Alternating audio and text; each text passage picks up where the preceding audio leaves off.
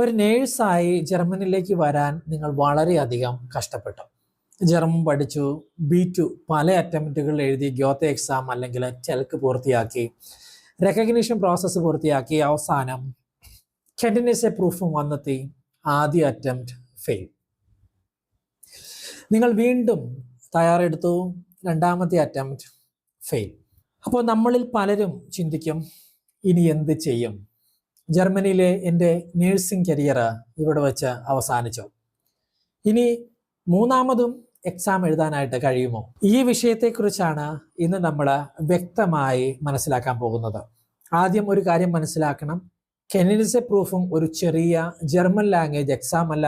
ജർമ്മനിയിൽ നേഴ്സായി ജോലി ചെയ്യാൻ ആവശ്യമായ പ്രൊഫഷണൽ നോളജ് ആൻഡ് കോമ്പറ്റൻസ് നിങ്ങൾക്കുണ്ടെന്ന് തെളിയിക്കാനുള്ള റെക്കഗ്നിഷൻ പ്രോസസ്സിന്റെ ഒരു പ്രധാനപ്പെട്ട ഭാഗമാണ്. ഫോറിൻ നേഴ്സിംഗ് ക്വാളിഫിക്കേഷനും ജർമ്മൻ റെഫറൻസ് ക്വാളിഫിക്കേഷനും ഇടയിൽ സബ്സ്റ്റാൻഷ്യൽ ഡിഫറൻസ് ഉണ്ടെങ്കിൽ കെൻഡിഡേറ്റ് പ്രൂഫും അല്ലെങ്കിൽ അൺപാസും ലെയർഗാങ് പോലെയുള്ള കോമ്പൻസേഷൻ മെഷർ ആവശ്യമായി വരാം.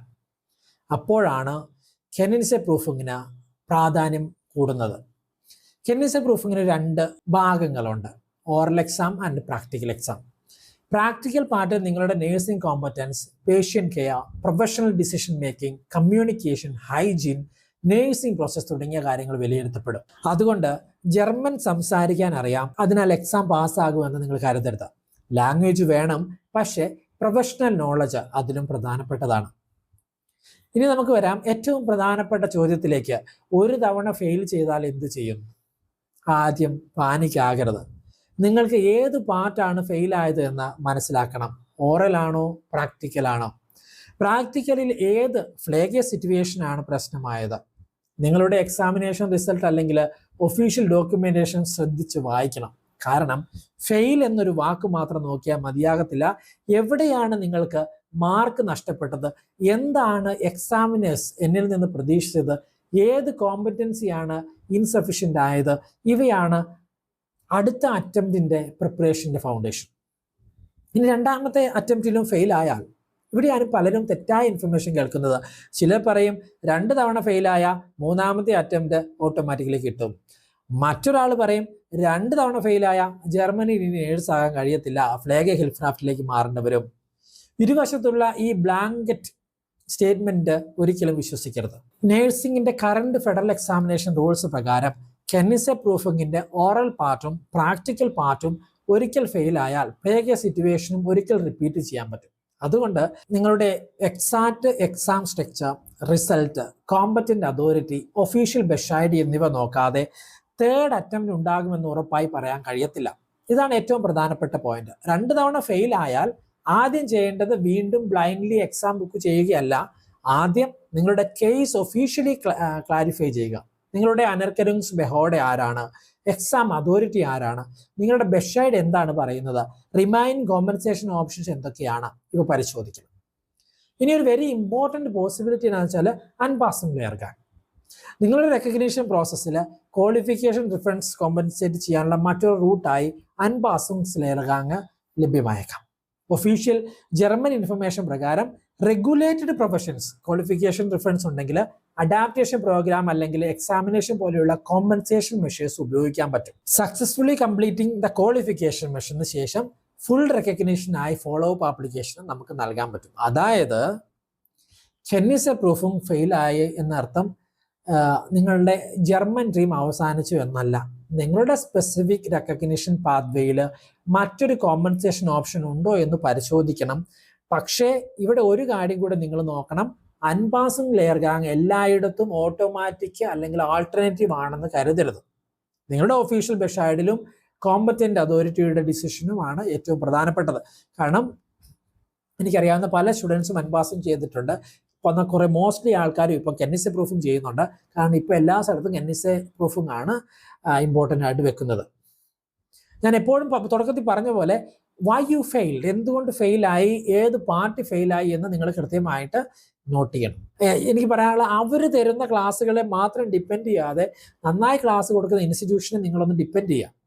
പലപ്പോഴും എല്ലാം കൈ നനയാതെ നമുക്ക് മീൻ പിടിക്കാമെന്നൊരു കോൺസെപ്റ്റിൽ നിങ്ങൾ നിൽക്കുവാണെങ്കിൽ അവിടെ നിൽക്കത്തേ ഉണ്ടാവുള്ളൂ. സോ ഒരു സിസ്റ്റത്തിലേക്ക് കടന്നു വരണമെങ്കിൽ നമ്മൾ നമ്മുടേതായ കുറേ കടമ്പകളും ഇനിഷ്യേറ്റീവുകളും എടുത്തേ പറ്റുള്ളൂ. എനിക്ക് അൻപാസും എഴുതി പാസ്സായവരറിയാം, അൻപാസും ഫെയിൽ ആയവരറിയാം, കെന്നിസെ പ്രൂഫും ഫസ്റ്റ് ടൈമിന് ഫെയിലായി സെക്കൻഡ് ടൈം എഴുതിയെടുത്തവരറിയാം. പിന്നെ അതേപോലെ തന്നെ 2 തവണ പിന്നെ ഫെയിൽ ആയിട്ട് ഇപ്പം ഫ്ലേഗ് ഹിൽസ്ക്രാഫ്റ്റ് ആയിട്ടും ഫ്ലേഗ് അസിസ്റ്റന്റ് ആയിട്ട് ജോലി ചെയ്യുന്നവരെ അറിയാം. സോ അതുകൊണ്ട് തന്നെ ഈ ഓറൽ എക്സാമും പ്രാക്ടിക്കൽ എക്സാമിൻ്റെയും ടോപ്പിക്കുകൾ കൃത്യമായിട്ട് മെഷർ ചെയ്യണം. ചില സ്ഥലങ്ങളിൽ മോക്ക് ക്വസ്റ്റ്യൻസ് അടക്കം മുമ്പേ കൊടുക്കുന്നുണ്ട്, അതിനകത്ത് ചോദിക്കുകയുള്ളൂ. ഇനി അതുപോലും പ്രിപ്പയർ ചെയ്ത് പോകാൻ പറ്റാത്തവരാണ് നിങ്ങളെങ്കിൽ നമുക്ക് വലിയ സ്വപ്നങ്ങൾ കാണേണ്ട കാര്യമില്ല എന്നാണ് എനിക്ക് പറയാനുള്ളത്.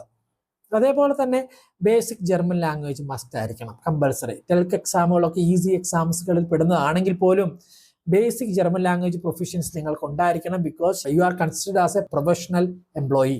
മോസ്റ്റ്ലി അവർ നോക്കുക ജർമ്മൻ പ്ലസ് നേഴ്സിംഗ് നോളജ്, അതേപോലെ തന്നെ ക്ലിനിക്കൽ റീസണിങ്, ഈ 3 കാര്യങ്ങളാണ് അവർ പ്രിപ്പയർ ചെയ്യാനായിട്ട് നമ്മളോട് പറയാറുള്ളത്. അവരതാണ് നോക്കുക. മോക്ക് എക്സാമുകൾ പറ്റുന്നത്ര ചെയ്യുക. ടെക്സ്റ്റ് ബുക്ക് മാത്രം വായിച്ചിട്ട് ഒരു കാര്യം കിട്ടാൻ പോകുന്നില്ല. റിയൽ എക്സാമിനേഷൻ പോലെ പ്രാക്ടീസ് ചെയ്യുക. അത് പഠിപ്പിക്കുന്നവരെ ഡിപ്പെൻഡ് ചെയ്യുക. നമ്മൾ ക്ലാസ് ഡോയ്ച്ച് മിറ്റ് സജിനും അതിനോട് ക്ലാസ് ഉണ്ട്, യു ക്യാൻ കോൺടാക്ട് മീ. എന്നാൽ മാത്രമേ ഒരു സിറ്റുവേഷൻ്റെ ഒരു മോക്ക് ഇന്റർവ്യൂ കൊടുത്തു കഴിഞ്ഞാൽ ഇവരത് കൃത്യമായിട്ട് പറയണം. ഇന്ന കാൻഡിഡേറ്റ് ഇതാണ്, ഇന്ന പേഷ്യൻ്റ് ഇതാണ് പ്രശ്നം, അവർക്ക് ഇന്നതാണ് പ്രശ്നങ്ങൾ, ഇന്ന കാര്യങ്ങളൊക്കെ കൃത്യമായിട്ട് പഠിപ്പിച്ചു കൊടുക്കണം. അതേപോലെ തന്നെ ഗസറ്റ്സുകളൊക്കെ ഉണ്ട്, ഗസറ്റ്സുകളൊക്കെ കൃത്യമായിട്ട് പഠിക്കണം. സോ എങ്ങനെയാണ് നമ്മൾ NSA പ്രൂഫിങ്ങിന് പ്രിപ്പയർ ചെയ്യേണ്ടത്? അല്ലാതെ ഒരു പേപ്പർ എടുത്ത് ചെന്നപാട് തന്നെ NSA പ്രൂഫിംഗ് ഒരിക്കലും ആരും പാസ്സാക്കി വിടത്തില്ല. വേറെ ഞാൻ കണ്ടിരിക്കുന്നത് ലോങ് ടൈം പ്രിപ്പറേഷൻ ടൈമോ 1 ഇയർ ഒക്കെ NSA പ്രൂഫിന് പ്രിപ്പയർ ചെയ്യുന്ന ആൾക്കാരൊക്കെ എനിക്കറിയാം, എന്നിട്ട് ഫെയിൽ ആവുന്നവർ.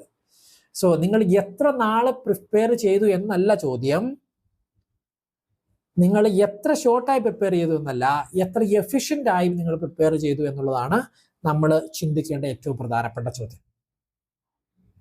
ഇതിൽ നിങ്ങൾ ഏജൻസി നിങ്ങളെ കൊണ്ടുപോകുമ്പോൾ പല മോഹവാഗ്ദാനങ്ങളും തരും. നിങ്ങളെ അവിടെ കൊണ്ടിറക്കി കഴിഞ്ഞ് ഇവർക്ക് പ്രത്യേകിച്ച് റെസ്പോൺസിബിലിറ്റീസ് ഒന്നും ആരും എടുക്കത്തില്ല. കാരണം അവർക്ക് അടുത്ത ക്യാൻഡിഡേറ്റിലേക്ക് പോകണം, അവർക്ക് ജീവിക്കണ്ടേ. അപ്പം ഇതൊക്കെ ആസ് എ നേഴ്സ് നിങ്ങൾ ഇൻഡിവിജ്വൽ ആയിട്ട് ഫേസ് ചെയ്യേണ്ട പ്രശ്നങ്ങൾ മാത്രമാണ്. Nobody bothers, nobody CARES. Okay, അപ്പം അങ്ങനെയുള്ള സിറ്റുവേഷനിലാണ് നിങ്ങൾ ഇതിൻ്റെ ഒരു ഇമ്പോർട്ടൻ്റ് നിങ്ങൾ മനസ്സിലാക്കിയെടുക്കേണ്ടത്. അപ്പം നിങ്ങൾ പരീക്ഷയ്ക്ക് പോകുമ്പം ഒഫീഷ്യൽ റിട്ടേൺ ഇൻഫർമേഷൻ ചോദിച്ച് മേടിക്കണം. നിങ്ങളുടെ next legal and professional option തോറ്റു കഴിഞ്ഞാൽ എന്തെങ്കിലും ഫെയിൽ ആയി കഴിഞ്ഞാൽ എന്താണെന്ന് നോക്കണം. ഇനിയൊരു ഇമ്പോർട്ടൻറ്റ് കാര്യം എന്ന് വെച്ചാൽ ബുണ്ടസ്ലാൻഡ് മാറിയാൽ എല്ലാം ഓട്ടോമാറ്റിക്കലി റീസെറ്റ് ചെയ്യാമെന്നുള്ള ധാരണ. ഇതും വളരെ കെയർഫുൾ ആയിട്ട് ഡീൽ ചെയ്യേണ്ട ഒരു കാര്യമാണ്.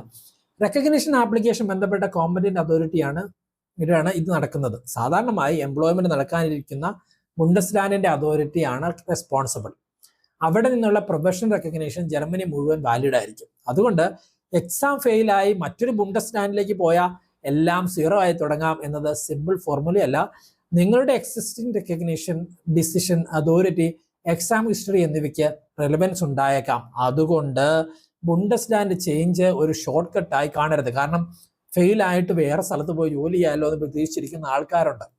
സോ അങ്ങനെയുള്ള ആൾക്കാർക്ക് ദയവേദി വീഡിയോ നിങ്ങൾ ഷെയർ ചെയ്യണം, മറ്റുള്ളവരിലേക്ക് എത്തിക്കണം. നിങ്ങൾ മാത്രം കാണരുത്. ഈ ചാനലിലെ മൈ എക്സ്പീരിയൻസ് ആണ് ഞാൻ ഷെയർ ചെയ്യുന്നത്. So it is true and genuine. അപ്പം എനിക്ക് വേറെ ഹമ്പിളായിട്ട് പറയാം, ഇമോഷണലി ഗീവ് അപ്പ് ചെയ്യാതിരിക്കുക. നിങ്ങൾ ഇതുവരെ ജർമ്മനിൽ എത്തി, ലാംഗ്വേജ് പഠിച്ചു, എല്ലാ ഹർഡിൽസുകളും നിങ്ങൾ കവർ ചെയ്തു. അതിൻ്റെ എക്സാമിൻ്റെ കാര്യത്തിൽ മാത്രം ഒന്ന് വീണുപോയി എന്ന് വിചാരിച്ച് നിങ്ങൾ ഇതിൻ്റെ അവസാനമല്ല, അടുത്തൊരു അറ്റംപ്റ്റ് നിങ്ങളുടെ മുമ്പിൽ ഓപ്ഷൻ ഉണ്ട്. ആ ഒരു ഓപ്ഷൻ നിങ്ങൾ സ്മാർട്ടായി തന്നെ പ്രിപ്പയർ ചെയ്യണം. ഓക്കെ, നിങ്ങൾ വീക്ക് ഏരിയാസ് കണ്ടെത്തണം. പ്രൊഫഷണൽ ജർമ്മൻ ഇംപ്രൂവ് ചെയ്യണം. So simple A1 A2 Germany തന്നെ നിൽക്കാതെ പ്രൊഫഷണൽ ആയിട്ട് ഡീൽ ചെയ്യാനായിട്ട് പഠിക്കണം. ടേംസുകൾ പഠിക്കണം, മോക്ക് ഇന്റർവ്യൂ പ്രാക്ടീസ് ചെയ്യണം, ക്ലിനിക്കൽ റീസണിങ് പ്രാക്ടീസ് ചെയ്യണം, ഫീഡ്ബാക്ക് എടുക്കണം.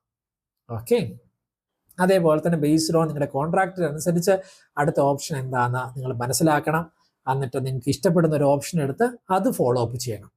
സോ ഞാൻ നിങ്ങളോട് പറഞ്ഞതുപോലെ ജർമ്മൻ ലാംഗ്വേജ് പഠിക്കണമെങ്കിലും അതേപോലെ തന്നെ ജർമ്മൻ റിലേറ്റഡ് ആയിട്ട് എല്ലാ ഇൻഫർമേഷനും തരുന്ന ഒരു ചാനലാണ് സേഫ് ഹോം ജർമ്മനി. എല്ലാ ദിവസവും ഇതിനകത്ത് വീഡിയോസ് ഉണ്ട്. എന്ത് കാര്യങ്ങളും നിങ്ങൾക്ക് കമൻറ്റ് സെക്ഷനിൽ നിങ്ങൾ പറയുവാണെങ്കിൽ ഞാൻ അതുമായിട്ട് റിലേറ്റ് ചെയ്ത് വീഡിയോ എടുക്കാം. കാരണം ഈ ഇടുന്ന വീഡിയോ എൻ്റെ ഒരു സ്പോണ്ടാൻ വീഡിയോ അല്ല, ഞാൻ റിസർച്ച് ചെയ്ത് ഫ്രം മൈ ഓൺ പേഴ്സണൽ എക്സ്പീരിയൻസിലാണ് ഞാൻ ഈ വീഡിയോ ഉണ്ടാക്കുന്നത്. അതുകൊണ്ട് തന്നെ you can trust me 100%. Okay, see you in the next video. And next video nursing related ആയിട്ടുള്ള ഒരു കമൻറ്റിനുള്ള ആൻസറാണ്. See you tomorrow.